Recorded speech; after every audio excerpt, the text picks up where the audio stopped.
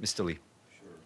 Continuing on transparency and/or retaliation, there's a decision by the UN Dispute Tribunal in Nairobi in a case called Mega versus Secretary General, which describes a UN staff member of UN Women complaining about irregular financial transactions and then having their contract terminated. And the court has the tribunal, has concluded that they are appalled that the person was dismissed after reporting misappropriations, and how little interest was taken in the report of corruption. So this is actually one of the two staff unions has circulated to all staff here, and I'm wondering what is the response of the Secretary General to a seeming pattern both at Office of Human Rights Commissioner in Geneva, in Nairobi, and elsewhere of continuing retaliation against those who report wrongdoing? I'm not aware of the specific case you mentioned. Obviously, we respect the decisions of the tribunal.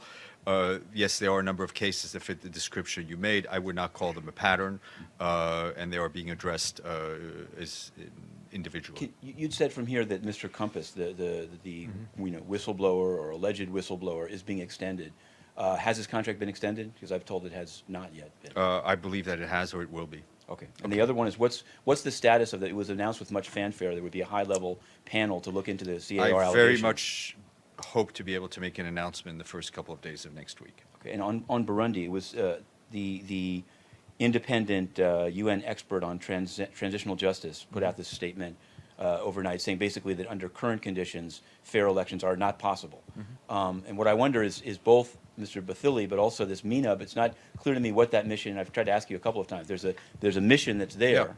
What are they doing? Well, I mean, I think they are working under the mandate afforded to them by the Security Council. Obviously, how they the kind of support they give to the electoral process will depend on the consultations that we hope will take place. And I guess just to get a comment, given that the Arusha process seems to indicate that if that constitution can be changed with an 80% vote, and given that the opposition now says that they will boycott the parliamentary elections that are coming up before the presidential ones, is there a concern that things could actually become worse? Well, I think there's always a term, concern that fifth things term? can become worse, but obviously the future of Burundi will have to be decided by the Burundian people.